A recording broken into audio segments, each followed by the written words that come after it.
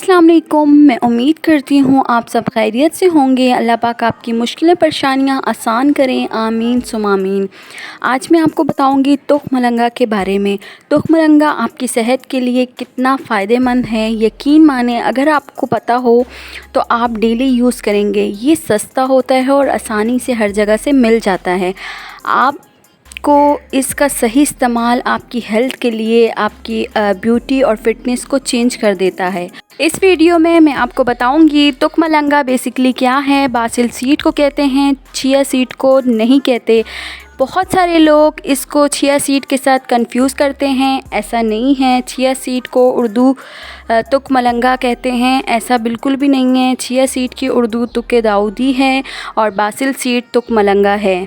और मैं आपको बताऊंगी अगर तुख-मलंगा इस्तेमाल करते रहेंगे तो आपका मैदे की गर्मी जो है ख़त्म होगी। तुख-मलंगा के अंदर बहुत सारे मिनरल्स, विटामिन्स होते हैं और विटामिन ए सबसे ज़्यादा होता है। कैल्शियम, मैग्नीशियम बहुत अच्छा है उन लोगों के लिए जिनको मिल्क इंटॉलरेंस है, दूध नहीं पी सकते, वो इसका इस्तेमाल कर सकते हैं। इसके अलावा तुख-मलंगा कॉन्स्टिपेशन मतलब कब्ज़ वाले लोगों के लिए बहुत अच्छा है। जिन लोगों को कब्ज़ होती है वो इस्तेमाल कर सकते हैं। हार्ट प्रॉब्लम, कैल्शियम डेफिशिएंसी और कोलेस्ट्रॉल बढ़ा हुआ है वो भी इस्तेमाल कर सकते हैं।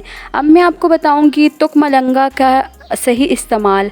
आपको बताऊंगी इसका इस्तेमाल कैसे किया जा सकता है। कोशिश करें कि इसको 15 मिनट्स पहले भिगो के रख दें और फिर किसी ड्रिंक के साथ, जैसे कि दूध के अंदर लेके पी लें, लेमन वाटर के अंदर डाल के पी लें, कोई स्मूदी बना के डाल सकते हैं या कोई ड्रिंक, और आप सैलेड के ऊपर भी स्प्रिंकल करके ले सकते हैं, लेकिन भिगोने के बाद।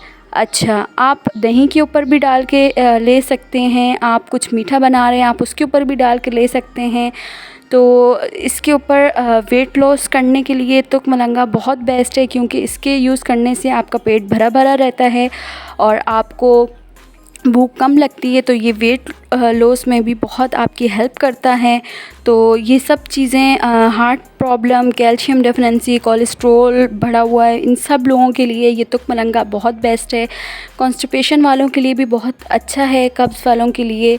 तो आई होप आप सबको इस कोई ना कोई फ़ायदा हुआ होगा। दुआओं में याद रखिएगा और सदका जारिया के तौर पे आगे भी शेयर करें ताकि इससे कोई फ़ायदा उठा सके। अल्लाह हाफ़िज़, अल्लाह निगहबान।